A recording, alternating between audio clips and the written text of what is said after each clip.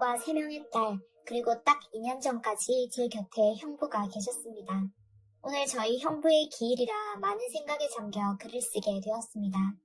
이렇게 사연을 보내보는 게 처음이라 어떻게 시작을 해야 할지 모르겠네요. 일단 유년 시절 이야기부터 시작해야 할 듯 합니다. 따분하고 지루할 수도 있겠지만 잘 들어주시면 감사하겠습니다. 저는 엄마가 43살에 낳은 아이였습니다. 지금이야 다들 시집을 늦게 가서 아이를 늦게 낳지만 제 어릴 적엔 노산이었어요. 안타깝게도 저는 부모님에 관한 기억은 없어요. 자궁 쪽이 약했던 엄마는 저를 낳자마자 돌아가셨고 아버지께서는 저를 친할머니 도움을 받아서 3살 정도까지 키워오시다가 재혼하셨는데 재혼한 상대의 여성분께서는 저와 22살 터울의 딸이 있었죠. 그때도 전 어렸을 적이라 기억이 잘 나지 않지만 재혼 후 3년 정도는 그럭저럭 잘 살았다고 해요.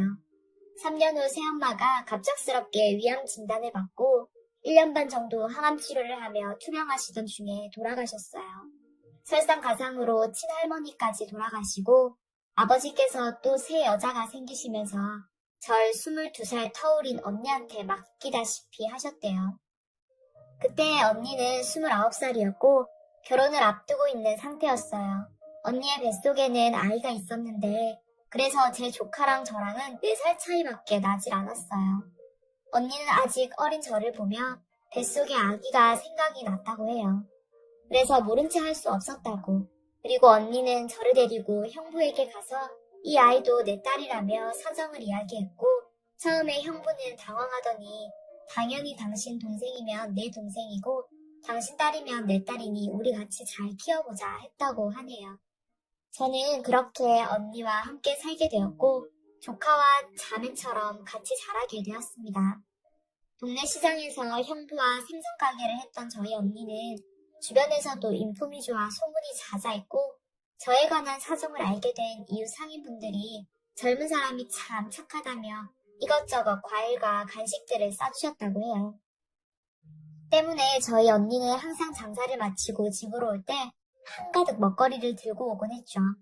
형부와 언니가 밖에 있어 돈을 벌어오는 동안 저는 학교 끝나고 유치원에서 조카를 데려와서 같이 놀아주기도 하고 장난감 놀이를 하며 놀고 있으면 먹거리를 사들고 들어오던 언니가 기억이 많이 납니다. 제 조카는 저를 언니 부르며 잘 따랐어요. 언니를 닮아 예쁘고 애교도 많아서 형부의 사랑을 많이 받았죠. 아직도 조카를 쳐다보며 행복해하던 이제 다시는 볼 수 없는 형부의 미소가 잊히질 않네요. 전 그렇게 어린 시절을 사랑이 넘치는 언니의 가족들과 행복하게 지냈지요. 그런데 제가 16살이 되던 해에 제 인생을 뒤집어버린 비극이 찾아왔어요. 새해에 온 식구가 해돋이를 보러 다녀오던 중에 그만 차가 빙판길에 미끄러져 도로를 벗어나 전복되는 사고가 난 것입니다. 이 사고로 인해서 저희 언니와 조카는 목숨을 잃었고 형부는 가까스로 생명을 건질 수 있었습니다. 의식을 차린 후 의사 선생님께 들었는데 온전하셨던 형부는 갈비뼈 골절과 타박상만 입으셨고 저희 언니와 조카 그리고 제가 많이 다쳤었다고 셋 다 피를 너무 많이 흘려 수혈이 필요했는데 언니와 조카는 형부와 혈액형이 달라 수혈이 불가능했고 불행 중 다행인지 저와 형부 혈액형이 같아서 의식이 있던 형부가 제게 수혈을 해줘 저를 구할 수 있었고 언니와 조카는 운명을 달리하고 말았다고 했습니다. 절망적인 소식을 들은 저는 정신을 차릴 수 없었습니다. 언니와 조카의 모습을 다시 볼 수 없다니 정말 하늘이 무너지는 줄 알았습니다. 형부도 아내와 자식을 잃은 충격에 한동안 말도 못하고 정신을 못 차리고 넋이 나갔었죠. 원래도 무뚝뚝한 사람이긴 했지만 사랑하는 사람들을 잃으니 표정이 싹 사라진 정말 시체 같았어요. 가족을 잃어보지 않으신 분들은 아마 감히 모르실 겁니다. 숨도 못 쉴 정도의 아픔과 고통을요. 저 역시 태어나기 전까지 정신과 치료를 동반하며 회복하기까지 시간이 많이 필요했고 겨우 정신이 들 때쯤 저는 형부의 병실을 매일 찾아갔어요. 시간이 흘러서 형부가 먼저 퇴원을 하고 뒤늦게 퇴원을 한 제가 집으로 돌아갔을 때 저는 경악을 금치 못했습니다.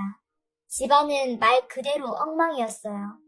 사람의 온기는 온데간데였고 여기저기 놓인 술병과 쓰레기 더미에 찌들어 잠든 형부.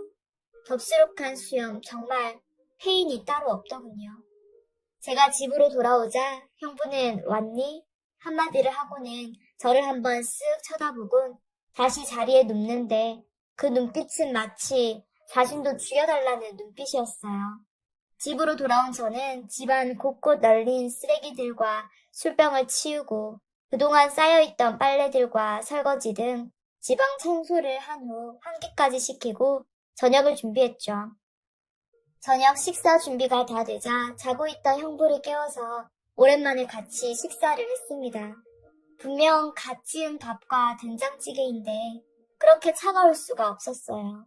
그 차가운 공기를 깨고 제가 먼저 말을 했죠. 형부, 저 다시 학교 가야 되는데.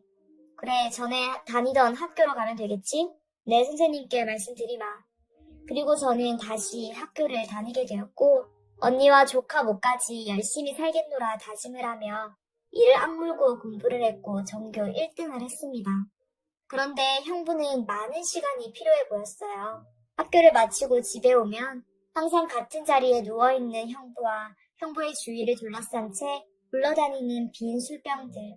학교가 끝나면 집에 와 널브러진 술병과 쓰레기를 치우고 저녁을 준비하는 저의 학교 후의 일과는 항상 똑같았습니다.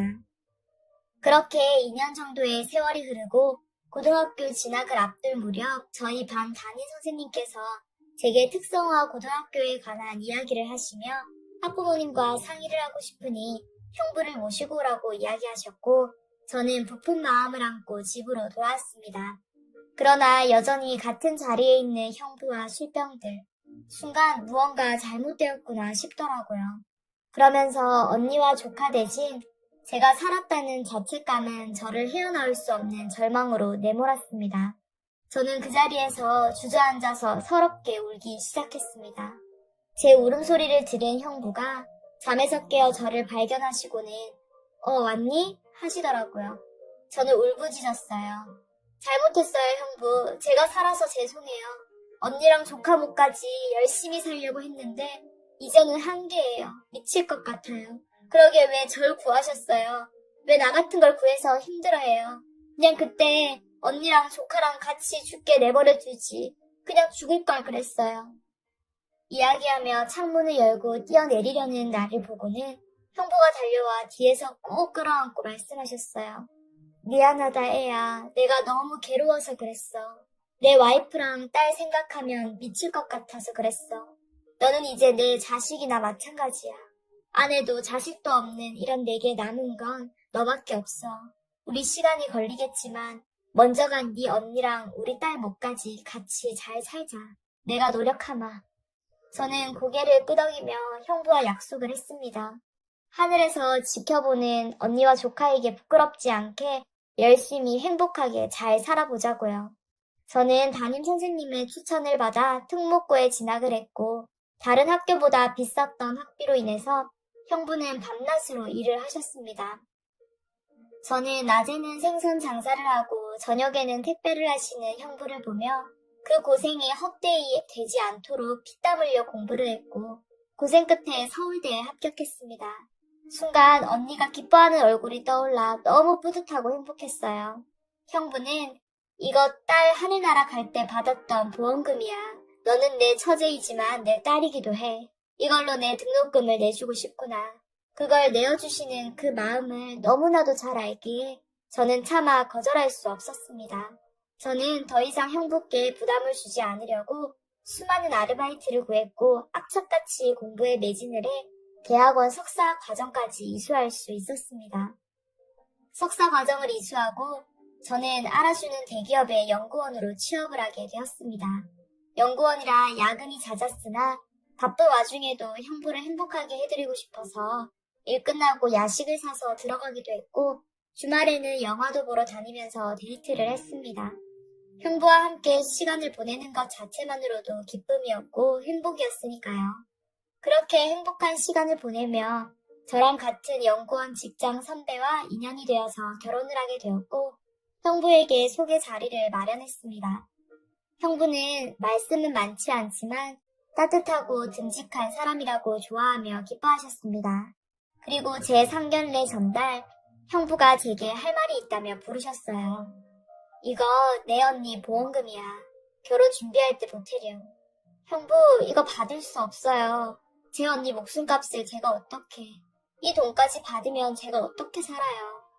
내 언니였어도 이렇게 했을 거야. 그리고 한 가지 부탁이 있다. 내 결혼식 날 신부 입장할 때 내 손을 내가 잡아도 되겠니? 그래야 하늘에 있는 내 언니도 편하게 눈을 감을 거야. 저는 형부의 말에 눈물을 흘리며 너무 감사하다고, 사랑한다고 형부를 꼭 안아드렸어요. 그렇게 저는 형부의 손을 잡고 모두의 축복 속에 결혼을 했고 남편과 상의 끝에 서울 끝에 있는 동네에 있는 아파트를 마련해 형부를 모시고 살게 되었죠. 쉽지 않은 결정이었을 텐데 지금도 남편에게 참 감사하네요. 저는 이렇게 너무도 사랑하는 두 남자와 살며 첫째 딸을 낳고 딸의 애교에 항상 집안에는 웃음이 돌며 끝나지 않을 것 같은 행복을 누리고 있었어요. 하지만 저희 가족에게는 다시 한번 불행이 찾아왔습니다. 갑작스레 살이 빠지고 안색이 급격히 나빠진 형부. 급기야 소화를 잘 못 시키고 밤에 구토를 하시는 형부의 모습에 저는 형부를 모시고 근처 대학병원을 찾았고 검사 결과는 참혹했습니다. 형부의 간에 악성 종양이 생겼다고 하더군요. 병명은 간암, 이미 암세포는 온몸에 전이가 되었다고 하더군요. 갖은 고생 끝에 이제야 자리를 잡아서 조금은 남들처럼 대단한 행복이 아닌 평범하고 소소한 행복을 누리며 살아가려는데 우리에겐 그것조차도 어렵기만 한 일이었다니. 이보다 하늘이 원망스럽고 원통할 수가 없었습니다. 저는 애써 웃으며 형부에게 요즘 의학이 많이 발달해서 항암 치료만 꾸준히 잘 받으면 된다고 말씀드리고는 형부를 지극정성으로 간호했습니다. 형부는 항암 치료를 받으시면서 머리카락도 빠지고 고통 속에 점점 말라가셨습니다. 많이 힘드셨을 텐데 옆에서 간호하는 제게 힘든 내색 한 번 하지 않으셨습니다. 그런 형부를 보며 저는 더 열심히 형부를 간호했고 일과 육아를 병행하는 탓에 무리를 했는지 그만 연구실에서 실신을 하였습니다. 눈을 떠보니 새하얀 병실이었습니다. 아, 과로를 했구나 생각하며 일어나려는데 의사가 한 말이 정말 뜻밖이었습니다. 축하드려요. 임신입니다. 3주 되셨고요. 쌍둥이네요. 충분한 휴식과 영양분을 섭취하셔야 합니다. 뱃속에 있는 아이들에게 미안했지만 저는 너무도 혼란스러웠어요. 하필 지금 이 상황이 임신이라니 마냥 기뻐할 수 없는 현실에 가슴이 먹먹해서 눈물만 흘렸죠. 저는 이 사실을 형부에게 차마 말할 수가 없었기에 남편에게 뱃속에 있는 아이들을 지우자고 이야기를 했어요. 남편은 그저 말없이 눈물만 흘렸죠. 그리고 다음날 저녁 형부의 항암 치료가 있던 날이라 저는 퇴근을 하고 죽을 사서 병원으로 형부를 보러 갔어요. 형부는 많이 수척했지만 환한 미소로 저를 반겨주셨고 저는 형부 식사 아직 안 하셨죠? 이야기하며 갓 사온 따끈따끈한 죽과 반찬을 꺼내기 시작했어요. 그런데 형부가 제 앞에 아기 베넷 저고리를 내어놓으시는 게 아니겠어요? 저는 너무 놀라 형부를 쳐다보았습니다. 네 남편 시켜서 샀다. 아직 둘 다 성별을 몰라서 하얀색으로 샀는데 마음에 들지 모르겠구나.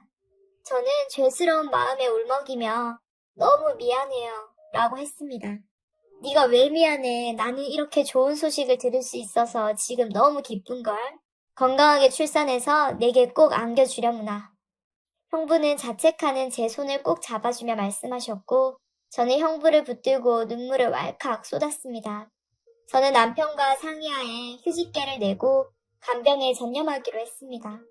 낮에는 아이 어린이집을 보내고 형부가 있는 병원으로 왔습니다. 그런 나를 보는 형부는 홀몸도 아닌데 병실을 찾아오지 않아도 된다고 말씀을 하셨지만 저는 이것조차 못하면 제가 죽을 것 같다고 말씀드렸습니다. 형부는 태교도 못하는 저에게 미안하다며 병원 휴게실에서 예쁜 사진이 들어있는 책과 잡지책을 들고 오셔서는 아름다운 풍경과 사람도 보여주시고 재미있는 이야기도 들려주셨어요. 형부와 같이 사진을 보며 신혼여행도 제주도에 가서 한 번도 해외여행을 가본 적 없다는 형부를 꼭 모시고 가리라 다짐을 했었는데 저의 출산이 임박함과 동시에 형부의 상태는 악화되어 갔습니다. 휑한 머리 가죽만 남은 뼈 분단실에 들어가기 전 다른 산모들은 건강한 아이를 낳도록 기도하는 시간에 저는 출산을 하고 나왔을 때 형부가 살아계시기를 간절히 바랐습니다. 그리고 저는 건강한 딸들을 출산했습니다. 병실로 옮겨진 저는 곧바로 형부에게 전화를 했습니다. 아직도 그날의 기억이 생생하네요. 다시는 형부의 목소리를 들을 수 없을 것 같아 어찌나 마음이 조마조마하던지 형부는 다행히 전화를 받으셨습니다. 형부는 고생했다며 누구보다 기뻐하셨죠. 저도 부푼 마음으로 아이들을 형부께 보여줄 생각에 회복에 힘을 썼습니다.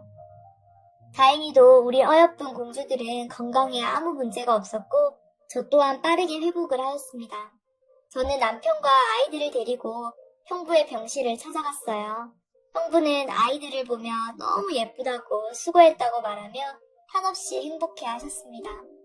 하지만 저희가 왔다 간 다음 날부터 형부의 상태가 급격히 악화되었고 의사 선생님께서는 마음의 준비를 하라고 말씀하셨습니다. 그런데 저는 이대로 형부를 보내드릴 수 없었어요. 정말 억장이 무너져 내렸습니다. 그렇게 일주일이 흘렀고 저희는 형부의 병실에 모였습니다.